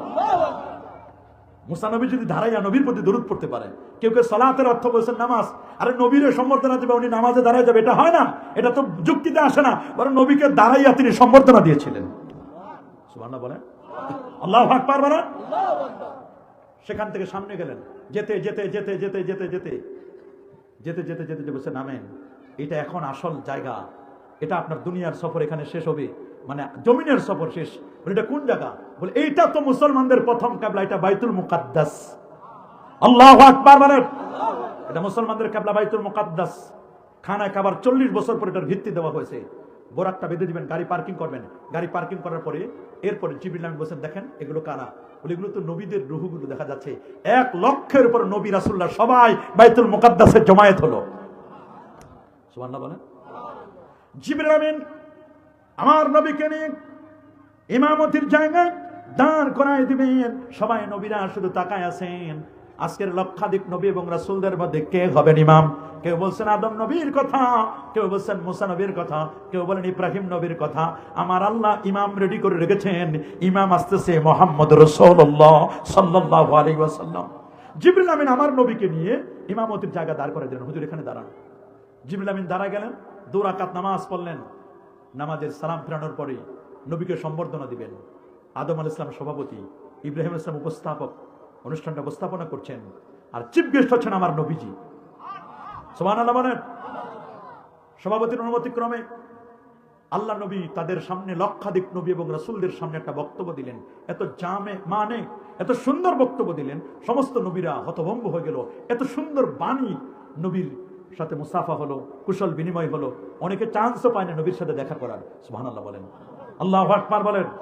এবার নবীকে আপ্যায়নের পালা। বলে না কিসের পালা? নবীকে এখন আপ্যায়ন করবেন 4টা পেয়ালা। বলেন কয়টা? 4টা পেয়ালা। এখানে 4টা জিনিস আছে দেখেন। আল্লাহ নবীকে আপ্যায়ন করবেন, 4টা পেয়ালা দেওয়া হলো, 4টা গ্লাস। বলছে এই 4টা গ্লাস আপনার সামনে। একটা গ্লাসে রাখা হলো মধু, কি জোরে বলুন, আরেকটা গ্লাসে রাখা হলো দুধ, আরেকটা গ্লাসে রাখা হলো মদ খামর, আরেকটা গ্লাসে রাখা হলো পানি। কয়টা? দুধ, মধু, পানি, মদ। কয়টা? এটা দুধ, দুধের গ্লাস, এটা মদের গ্লাস, এটা মধুর গ্লাস, আর একটা পানির গ্লাস। কয়টা? জিবরিল আমিন বলেন, হুজুর এই 4টা থেকে 4 in 1, 4টা থেকে যে কোনো একটা আপনি চুজ করবেন। সুবহানাল্লাহ বলেন। আল্লাহ নবী বলেন, আমি টেনশনে পড়ে গেলাম, আমি কি করব? কোনটা নিব? দুধ নিব নাকি মধু নিব নাকি মদ নিব নাকি পানি নিব? কোনটা নিব? কোনটা কোনটা কোনটা? নবী কনফিউশনে পড়ে গেলেন। এক পর্যায়ে রাসূলুল্লাহ বলেন, আখাসতুল লাবান, আমি দুধের গ্লাসটা টেনে নিলাম। আরো জোরে, কে নিলেন? দুধের গ্লাস। জিবরিল আমিন আল্লাহর প্রশংসা করে বললেন, আখাস্তাল ফিতরা, স্বভাব জাত হিসেবে আপনি ভালো জিনিস নিয়েছেন। কারণ দুধ এটা একটা আদর্শ খাদ্য। দুধ হলো ইলমে শরিয়াত। বলেন দুধ কি? আর দুধের ভিতরে দুধটা জানানোর পরে এরপর সর, ঘি, মাখন, এগুলো সব হলো ইলমে মারিফত। দুধ ছাড়া কখনো সর হয় না, ইলমে শরীয়ত ছাড়া কখনো ইলমে মারিফত হয় না। কিন্তু আমরা দেখতে পাচ্ছি বর্তমান জামানায় একদল ভণ্ড পীর আছে, নামাজ নাই, রোজা নাই, হজ নাই, যাকাত নাই, তরিকা নাই, তাসাউফ নাই, লেবাস নাই, পোশাক নাই, সিরাত নাই, সুরত নাই, আদব নাই, আখলাক নাই। আছে মদ, জুয়া, গাঁজা, ইয়াবা, বাবা, হিরোইন, ফেন্সিডিল, একতারা, দোতারা, সেতারা, আউল, বাউল, ফাউল নামের ভণ্ড প্রতারকগুলো লাল সালু কুড়াই দেয় আর দাবি করে এগুলো নাকি মারেফত। খোদার কসম, এগুলো মারেফত নয়, এগুলো মায়ের পথ, এগুলো মরার পথ। ইসলাম এদের সাথে কোনো সম্পর্ক, ইসলামের সম্পর্ক আছে নাকি? এদের সাথে ইসলামের কোনো সম্পর্ক আছে? আমরা ভণ্ড পীরদের সাথে কখনো একমত হব? খালি অমুক বাবা, অমুক বাবা, অমুক বাবা। বাবার জিকির নয়, জিকির হবে আল্লাহ। বলুন কার জিকির? সবার মুখে কার জিকির? জিকির হবে আমার আল্লাহর। অমুক বাবা, অমুক বাবা। তোমার কোন বাবা কি করেছে এটা দেখার বিষয় নয়, বরং দেখতে হবে কোন বাবার আদর্শ কি ছিল, কোরআন সুন্নাহ ইজমা কিয়াস নবীর আদর্শ মতো চলেছে কিনা, এটাই হচ্ছে দেখার বিষয়। নবী কি নিলেন? বলেন মদ নিছে? জিবরিল আমিন বলেন, হুজুর লাউ আখাস্তাল খামরা, যদি মদ নিতেন গাওয়াত উম্মাত, আপনার উম্মত পথভ্রষ্ট হয়ে যেত। নেয় নাই তাতে যে অবস্থা। বলেন না, নেয় নাই তাতে যে অবস্থা। আর আপনারা তো বর্ডার এলাকার মানুষ, এখানে তো আরো খুব ইজিলি সব পাওয়া যায়। কথা বলেন। অধিকাংশ যুব সমাজ নষ্ট হচ্ছে মদ, জুয়া, ইয়াবা, বাবা, হিরোইন, ফেন্সিডিলের কারণে। ঠিক কিনা বলেন? আমাদের যুব সমাজকে যদি বাঁচাতে চাও, মদ থেকে তাদেরকে বাঁচিয়ে রাখো। 3W গোটা পৃথিবী শাসন করছে। 3W নিয়ে পৃথিবী বর্তমান আজকে কঠিন অবস্থা। কয় ডব্লিউ? www. 3W তো পৃথিবী শেষ করে দিচ্ছে। কয় ডব্লিউ দেখেন না আপনারা যখন কিছু সার্চিং দেয় কয়টা লেখেন www. 3W। এক ডব্লিউ হলো ওমেন, নারী। যত ফেতনার মূল হচ্ছে নারী। যেরকম নারীর কাছে সবাই ধরা, যত বড় হুজুর হোক, আলেম হোক, পীর হোক, আর যত বড় ব্যারিস্টার হোক, আর যত বড় বিসিএস ক্যাডার হোক, জামালপুরের ডিসি শেষ। দেখেন নাই নারীর কাছে সবাই ধরা। আরো বাড়াই পেয়েছে, আমি আর পরে গুলো বলতে চাইছিলাম না। আরো কত বিসিএস ক্যাডার শেষ। এটা নারী, নবী বলছেন এটা সবচেয়ে বড় ফিতনা। আন-নিসাউ হিবালাতুশ শায়াতিন, নারীরা হলো শয়তানের দড়ি। কথা বলেন। আবার নারীর পদতলে সন্তানের বেহেশত। কোন নারী? নেককার নারী, ভালো নারী। তবে যে নারী পরকিয়া করে, আর যে নারী বেপরদাগিরি, বেহায়াপনা, বেলাল্লাপনা, যে নারীর চরিত্র নষ্ট, এই নারী জান্নাত তো দূরের কথা, দায়ুস নারী জান্নাতের ঘ্রাণও পাবে না। কথা বলুন, জোরে বলুন। দোষ দেয় যুবকদের। যুবকরা ইফটিজিং করে। তুমি খোলামেলা চলো কেন? ইফটিজিং করবে না তো কি করবে? তুমি খোলামেলা চলো কেন? তোমার পোশাক এত পাতলা হতে হতে এখন মশারিও টিকে না। কথা বলুন। মশারিও তো এখন টিকতেছে না, মশারি পর্যন্ত টিকতেছে না। এখন 12.5 হাতের শাড়ি কমতে কমতে কমতে কমতে গামছার মতো 3.5 হাতও টিকে না। এরা মনে করছে যত কাপড় চোপড় কম পড়তে পারে ততই মনে হয় অত্যাধুনিকতা, আধুনিকতা। এগুলো আধুনিকতার নামে নষ্ট ভ্রষ্ট। কথা বলুন। ইসলাম 4টা পর্যন্ত নারীকে বিয়ের পারমিশন দিয়েছে। হাইকোর্ট রায় দিয়েছে গত কয়েকদিন আগে, দেখেন না? 1 সপ্তাহ আগে হাইকোর্ট থেকে রায় দেওয়া হয়েছে। দ্বিতীয় বিয়ে করার জন্য প্রথম স্বামীর অনুমতি লাগবে না। এটা তো আগেও লাগতো না। সরকার আইন করেছিল অনুমতি লাগবে। ইসলাম 1500 বছর আগে আইন করেছে কোনো অনুমতির প্রয়োজন নাই। দ্বিতীয় বিয়ে করবে হালাল পদ্ধতিতে, এটার জন্য অনুমতি লাগবে। কিন্তু কত স্বামী নির্যাতিত নিপীড়িত, অনেক স্ত্রীর দ্বারা সে বিয়ে করতে চাইবে, এটার জন্য অনুমতি লাগে। আর যখন এই স্বামীটা যখন পরকিয়া করে তখন অনুমতি লাগে না। একসাথে একজন স্বামী 4টা 5টা পর্যন্ত পরকিয়া যখন যুক্ত হয়, জেনা ব্যভিচারে লিপ্ত হয়, তখন অনুমতি কেন সরকার গুরুত্ব দেয় নাই? কথা বলুন। ও বিয়ে করে অনুমতি লাগে, হালাল জিনিস অনুমতি লাগে। মনে রাখবেন, যেই সমাজে জেনা ব্যভিচার সহজ, ওই সমাজে বিবাহ কঠিন। আর যে সমাজে বিবাহ সহজ, ওই সমাজে জেনা ব্যভিচার কঠিন হয়ে যায়। বিবাহকে সহজ করুন, বিবাহকে সহজ করুন। পরকীয়া বন্ধ হয়ে যাবে, যৌতুক বন্ধ করে দিন, সব ক্লোজ হয়ে যাবে। কথা বলুন। কেমন ডাকাতের ডাকাত, যে বাবা তার মেয়েটাকে 18 বছর 20 বছর পর্যন্ত বড় করে আস্তে আস্তে করে বড় করে এই মেয়েটাকেই তো তোমার কাছে দিয়ে দিল। তুমি কত বড় ডাকাত হয়েছো। আবার মেয়ের বাবার কাছে 10 লাখ টাকা তুমি যৌতুক নামের, কৌতুক নামের হারাম পেশাব খাচ্ছ তুমি। কথা বলুন। আমার রাসূল এগুলোকে সম্পূর্ণ নিষেধ করে দিয়েছেন। আল্লাহ নবী মদ দেন নাই, নিছেন নাকি? মধু নিলেন না কেন? বলে মধু নেন না এই জন্য, যদি মধু নিতেন তাহলে তো অবস্থা বড় কঠিন হয়ে যেত। কারণ মধু সবার কাছে পাওয়া যায় না। মধু এটা এলিট পার্সন যারা, 1200-1400 টাকা কেজি, তা তো অরিজিনাল পাওয়া যায় না। মধুর নামে খাওয়াই বিষ। বলে মধু খাওয়াই কি? আরো জোরে কি খাওয়ায়? আল্লাহ মধুমক্ষিকার নামে একটা সূরা দিলেন। وَأَوْحَى رَبُّكَ إِلَى النَّحْلِ أَنِ اتَّخِذِي مِنَ الْجِبَالِ بُيُوتًا وَمِنَ الشَّجَرِ وَمِمَّا يَعْرِشُونَ ثُمَّ كُلِي مِن كُلِّ الثَّمَرَاتِ فَاسْلُكِي سُبُلَ رَبِّكِ ذُلُلًا يَخْرُجُ مِن بُطُونِهَا شَرَابٌ مُخْتَلِفٌ أَلْوَانُهُ فِيهِ شِفَاءٌ لِلنَّاسِ। সূরাতুন নাহল মুমাসসির নামে আল্লাহ পাক রব্বুল আলামিন সূরা দিয়ে দিলেন। সুবহানাল্লাহ বলেন। তবে আমার দেশে যে সমস্ত ছাত্ররা আমরা বিদেশে পাঠাই, শত শত বললে ভুল হবে, হাজার হাজার ছাত্র আমাদের সারা ওয়ার্ল্ডের বিভিন্ন ইউনিভার্সিটিতে পড়াশোনা করে।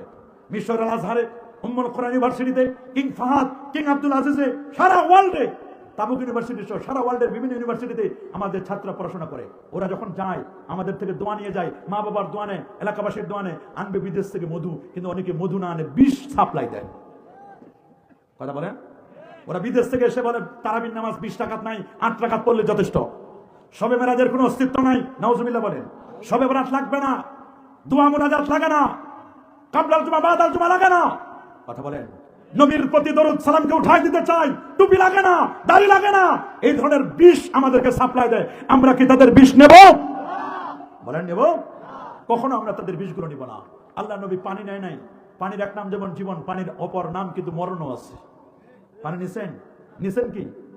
দুধ মিন বাইনে ফারসি ওয়া দাম। গাভী যে ঘাস খায়, ঘাস থেকে একদিকে খড়কুটো আরেকদিকে রক্ত, মাঝখানে আল্লাহ তৈরি করেন একেবারে খালেস দুধ। সুবহানাল্লাহ বলেন, আল্লাহু আকবার বলেন। আমার নবীকে আপ্যায়ন করার পরে আল্লাহর হাবিব প্যারা নবী রাসূল করিম সাল্লাল্লাহু আলাইহি সাল্লামকে বলা হলো, হুজুর এতটুকুন সফর আপনার জন্য ইসরা, এটা জমিনের সফর, এটাকে যদি কেউ অস্বীকার করে তাহলে লোকটা বেঈমান হয়ে যাবে, এটার নাম ইসরা। এবার শুরু হবে ঊর্ধ্বগমন। সুবহানাল্লাহ বলেন, আল্লাহু আকবার বলেন। আল্লাহ নবী এবার বোরাকে উঠলেন। বোরাকে ওঠার পরে নবীজি আমার এবার রওনা করবেন উপরে। আল্লাহ নবী এবার বোরাকে আরোহণ করার পরে জিবরিলকে পিছনে নিয়ে নবীজি চললেন। চন্দ্র, সূর্য, গ্রহ, নক্ষত্র, Neptune, Pluto, galaxy, milky, nova, supernova, Proxima Centauri নবীজি অনেক দূর পর্যন্ত চলে গেলেন। সূর্য থেকে 33 কোটি গুণ বড় একটা তারকা, তারকাটার নাম বেটলজিয়াস তারকা। সূর্য পৃথিবী থেকে 13 লক্ষ গুণ বড়। সুবহানাল্লাহ বলেন। 9 কোটি 30 লক্ষ মাইল দূরে, 15 কোটি কিলোমিটার দূরে সূর্য। সূর্য থেকে 33 কোটি গুণ বড় তারকা বেটলজিয়াস তারকা। তার থেকে 45 কোটি গুণ বড় একটা তারকা ওয়াইএক্স স্কুটি। আল্লাহ নবী সবগুলো পাড়ি দিয়ে আল্লাহ নবী যেতে যেতে যেতে ব্ল্যাক হোল ক্রস করে সব অতিক্রম করে আল্লাহ নবী চলে গেলেন প্রথম আকাশ। প্রথম আকাশে যখন গেলেন, দরজায় যখন সালাম দিলেন, বলে কে? বলে মুহাম্মদ সাল্লাল্লাহু আলাইহি ওয়াসাল্লাম। তাকে কি দাওয়াত দেওয়া হয়েছে? বলে হ্যাঁ। দরজা খুলেই দেখলেন 120 হাত লম্বা আদম নবী দাঁড়ানো। আল্লাহু আকবার বলেন। প্রথম আসমানে দেখলেন আদম আলাইহিস সালাম দাঁড়ানো, আদম নবীর সাথে মুসাফা হলো। চলে গেলেন দ্বিতীয় আসমানে, হযরত ইয়াহিয়া আলাইহিস সালাম, ওনার সাথে মুসাফা হলো। তৃতীয় আসমানে ইউসুফ আলাইহিস সালাম, যাকে পৃথিবীর অর্ধেক সৌন্দর্য আল্লাহ দান করেছিলেন, তার সাথে দেখা গেল। চতুর্থ আসমানে ইদ্রিস আলাইহিস সালাম এবং হযরত ঈসা আলাইহিস সালামের কথাও বর্ণনা করা হয়েছে। ঈসা আলাইহিস সালাম এবং ইদ্রিস আলাইহিস সালাম দেখা হলো। দেখা হওয়ার পরে চলে গেলেন পঞ্চম আসমানে হারুন আলাইহিস সালাম, তার সাথে দেখা হলো, মুসাফা হলো। চলে গেলেন ষষ্ঠ আসমানে, দেখা হলো মুসা কালিমুল্লাহ। তো উনি জিজ্ঞেস করেন, আপনি কোথায় যাচ্ছেন? বলে আমি আল্লাহ পাকের দিদারে যাচ্ছি, আল্লাহকে দেখার জন্য। তখন মুসা নবী বলেন, তাহলে আপনার সাথে একটু কথা আছে আমার। বলে কি কথা বলুন? বলে আমি তো আপনার আগে আল্লাহর কাছে দরখাস্ত করেছিলাম, রাব্বি আরিনি, আল্লাহ আমার একটু দেখা দেন। আল্লাহ আমাকে নাকচ করে দিয়েছেন, লান তারানি, তুমি আমাকে কখনো দেখতে পাবে না। মুসা শুধু আল্লাহর সাথে কথা বলেছেন অডিও কল। কি হয়েছে? শুধু অডিও কল, ভিডিও হয় নাই। 2G পর্যন্ত শেষ মুসা নবী। এরপর আর 3G 4G 5G কোনো জেনারেশন ক্রস করতে পারেন নাই। আল্লাহু আকবার বলেন। মুসা নবী শুধু কালিমুল্লাহ। তিলকা রাসূল ফাদ্দালনা বা'দাহুম আলা বা'দ মিনহুম মান কাল্লামাল্লাহ ওয়া রাফা'a বা'দাহুম দারাজাত। মুসা নবী কালিমুল্লাহ, উনি অডিও কল করেছেন। আল্লাহকে দেখেন, দেখছেন নাকি? আল্লাহকে দেখেন নাই। মুসা আলাইহিস সালাতু ওয়াস সালাম, আল্লাহকে তিনি দেখেন নাই। বলে আপনি দেখার জন্য যাচ্ছেন, তাহলে আপনি তো আল্লাহকে দেখবেন। আল্লাহ যেহেতু আপনাকে কমিটমেন্ট করেছেন দেখা দিবেন, তাহলে আপনি দেখবেন। তবে আমি তো আল্লাহকে দেখতে পাই না, আমার একটা বড় আশা। বলে কি বলেন? বলে আপনি যখন আল্লাহকে দেখে ফেরত যাবেন, আমার সাথে একটু দেখা করেন, আমি আপনারে দেখব। আরো জোরে আল্লাহু আকবার বলেন। আমি তো আর আল্লাহরে দেখতে পারবো না, আমি আপনার একটু দেখবো, তাতে আমার খুশি। আচ্ছা ঠিক আছে, আমি যাওয়ার সময় দেখা করবো আপনার সাথে, কোনো সমস্যা নাই। আল্লাহর হাবিব প্যারা নবী রাসূল আকরাম সাল্লাল্লাহু আলাইহি ওয়াসাল্লাম ষষ্ঠ আকাশের পরে চলে গেলেন। সপ্তম আকাশ দেখলেন ইব্রাহিম খলিলুল্লাহ। চলে গেলেন বাইতুল মামুর। সুবহানাল্লাহ বলেন। বাইতুল মামুর ফেরেশতাদের ইবাদতখানা, যেখানে 70,000 ফেরেশতা তওয়াফ করছে বাইতুল মামুরকে। যারা একবার তওয়াফ করে সেকেন্ড চান্স তারা আর পায় না। বাইতুল মামুরের ফেরেশতারা সবাই, পৃথিবীর যত ফেরেশতা, আসমান জমিনের সমস্ত ফেরেশতারা আল্লাহর কাছে আবেদন জানাচ্ছে, আল্লাহ নবীরা আখেরি নবীর সাথে দেখা করলো, সাহেবুল মেরাজ সাহেবুল কাবা কাউসানের সাথে দেখা করলো, আমরা কি দেখা করবো না? আল্লাহ আপনি আমাদের ব্যবস্থা করে দিন। তখন সিদরাতুল মুনতাহায় আমার নবী গেলেন, একেবারে 7 আসমানের পরে চলে গেলেন সিদরাতুল মুনতাহা। সিদরাতুল মুনতাহা দেখলেন সমস্ত ফেরেশতাকুল নবীর সাথে সাক্ষাৎ করলেন। সিদরাতুল মুনতাহার পরে 70,000 নূরের পর্দা, একটা পর্দা থেকে আরেকটা পর্দা দূরত্ব 500 বছর রাস্তা, সবগুলো পাড়ি দিলেন। লা জামান লা মাকান পাড়ি দিয়ে আল্লাহ নবী চলে গেলেন একেবারে উপরে, একেবারে উপরে আরশ আজিম পর্যন্ত পৌঁছে গেলেন। আমার আল্লাহ বলেন, ওয়াতিতা আরদান লাম ইয়াতাহাদুন ক্বাবলাকা ওয়ালা বাদাকা। আপনি এমন একটা স্টেজে আসেন, এই স্টেজে আগে কেউ আসে নাই, পরে কেউ আসবে না, এ পর্যন্ত এনে আমি আল্লাহ আপনার শান, আপনার মান, আপনার ইজ্জত, আপনার তাজিম, আপনার তাওকির আমি আল্লাহ বাড়াই দিলাম। নবীজি আল্লাহকে দেখলেন, 50 ওয়াক্ত নামাজ পড়লেন। নবীজি লা ইউকাল্লিফুল্লাহু নাফসান ইল্লা উসআহা লাহা মা কাসাবাত, এই আয়াত পেলেন উম্মত যেন শিরক না করে, তাওহীদপন্থী হয়। এটা পাওয়ার পরে, এরকম বেশ কিছু হাদিয়া পাওয়ার পরে আল্লাহ নবী রাতের মধ্যে ফেরত আসলেন। পৃথিবীর বিজ্ঞান বলছে অসম্ভব, আমি আগেই বলেছি, আসলে কি অসম্ভব না সম্ভব? নিবে কে? আরো জোরে। এখন ওরা একটা কথা বলে যে এত শর্ট টাইমে কেমনে নিল? সুবহানাল্লাহ বলেন। নবীজির ব্যাপারে বলছে লাইলান তানবিনে তানকির, রাতের কিছু অংশে, অথচ মক্কা শরীফ থেকে আপনার বাইতুল মুকাদ্দাস যেতে 3 মাসের পথ, এত শর্ট টাইমে নবীজি কেমনে গেলেন? এটা কি সম্ভব নাকি? আল্লাহ বলেন সম্ভব। দেখো কত প্রমাণ আছে কোরআনে। দেখেন আপনি, আপনারা বলেন উজাইর আলাইহিস সালাম নামে একজন নবী ছিল, কেন বলেন? নবী উজাইর, উনার সাথে তার আরেক ভাই জন্ম নিয়েছে, একসাথে জন্ম নিলেন। দুজনের জন্ম একদিনে, মৃত্যু একদিনে, কিন্তু একজনের বয়স 150 বছর, আরেকজনের বয়স 50 বছর। অবাক করার মতো না? জন্ম একদিনে, মৃত্যু একদিনে, অথচ একজনের বয়স কত? 150 বছর, আরেকজনের বয়স কত? 50। কেমনে? বলছে উজাইর আলাইহিস সালামকে আল্লাহ তাআলা 100 বছর মৃত্যু দিলেন। কত বছর? ফাআমাতাহুল্লাহু মিআতা আম, 100 বছর আল্লাহ তাআলা তাকে মৃত্যু দিলেন। ফাআমাতাহুল্লাহু মিআতা আম, 100 বছর মৃত্যু দেওয়ার পর আল্লাহ তাকে জাগালেন। জাগানোর পরে আল্লাহ পাক রব্বুল আলামিন জিজ্ঞেস করলেন, উজাইর কাম লাবিস্তা, কত বছর ঘুমাইলা? উজাইর আলাইহিস সালাম বলছে, আল্লাহ লাবিস্তু ইয়াওমান আও বাদা ইয়াওম, একদিন অথবা একদিনের কিছু বেশি। আল্লাহ বলেন বাল লাবিস্তা মিআতা আম, বরং তুমি 100 বছর ঘুমাইছো। কত বছর? সবাই বলেন। বলছে আল্লাহ আমি যে 100 বছর ঘুমাইছি আমি তো বুঝতে পারতেছি না। আমরা তো মাঝে মধ্যে ঘুমাই 5 ঘন্টা 7 ঘন্টা ঘুমানো, মনে হচ্ছে এই মাত্র ঘুমাইলাম, ঘুমিয়ে পূর্ণ হলো না, ঠিক না? হয় না এরকম? উনি 100 বছর ঘুমাইছে। উজাইর ইসলাম বলছে আল্লাহ আমি যে ঘুমাইছি 100 বছর কেমনে বুঝবো? আল্লাহ বলছেন ফানদুর ইলা তুআমিকা ওয়া শারাবিকা লাম ইয়াতাসান্না, তোমার খাবারের দিকে তাকাও, তুমি যে আঙ্গুরের রস দিয়ে রুটিগুলো ভিজাই দিছো, ওগুলো তো এখনো ভিজে রেডি হয়ে গেছে, দেখো না তোমার এই খাবারটা পচেছে কিনা? না, পচে যায় নাই। 100 বছর আগের খাবার এখনো আছে। বলে হ্যাঁ, আমার আল্লাহর ফ্রিজের গ্যারান্টি 100 বছরের উপরে। এই আয়াতকে গবেষণা করে বিজ্ঞান ফ্রিজ আবিষ্কার করেছে। সুবহানাল্লাহ বলেন, আল্লাহু আকবার বলেন। তাহলে উজাইর ইসলাম 100 বছরকে মনে করেন একদিন অথবা একদিনের কিছু বেশি। শুধু উজাইর ইসলাম কেন, আসহাবে কাহফের 7 জন যুবক আর একটা কুকুর যে পাহারা দিল, কিতমির নামক কুকুরটি, 7 জন যুবক এবং কুকুর কিতমির নামক কুকুরটি যে পাহারা দিল, 7 জন যুবককেই এরা 309 বছর ঘুমিয়েছিল। কত বছর? কোরআন বলছে ওয়ালা বিসুফি কাহফিহিম সালাসামিয়াতি সিনিনা ওয়াজদাদু তিসা, 309 বছর পর্যন্ত ঘুমাইছে। কত বছর? জোরে বলেন না, কত বছর? 309 বছর পর্যন্ত ঘুমাইছে। 309 বছর পর যখন ঘুম থেকে জাগলেন, আল্লাহ জিজ্ঞেস করলেন কাম লাবিস্তুম, কাম লাবিস্তুম, কত বছর তোমরা ঘুমাইছিলে? ওরা বলল লাবিসনা ইয়াওমান আও বা'দা ইয়াওম, একদিন অথবা একদিনের কিছু বেশি। আল্লাহ বলেন 309 বছর ঘুমাইছো আর তোমরা মনে করছো একদিন অথবা একদিনের কিছু বেশি? বলে আল্লাহ আমরা তো বুঝতে পারতেছি না। এই পয়সা নিয়ে, তাদের হাতে যে অর্থ ছিল, এই পয়সা নিয়ে তারা যখন বাজার করতে গেল রুটি কেনার জন্য, পুলিশ গ্রেফতার করছে। গ্রেফতার করে বলছে তোমাদের হাতে কি? বলে পয়সা। জাদু করে দেখছে এই পয়সাটা 309 বছর আগের। আল্লাহু আকবার বলেন। কত বছর আগে? 309 বছর আগের ঘটনা। বলে তোমরা ছিলে কোথায়? বলে আমি তো গুহায় ছিলাম। 309 বছরকে তারা একদিন একদিনের মতো মনে করছে, একদিন এক রাতের মতো মনে করছে। আল্লাহ নবীর এক রাতের ঘটনা কেউ বলছেন 27 বছর বেশি চলে গেছে, কিন্তু আমরা টের পাই না। আহারে কত পরিবর্তন, আহা কত বিশাল ঘটনা। সুবহানাল্লাহ বলেন। বলছেন নবীজিকে কেমনে নিলেন এত শর্ট টাইমে?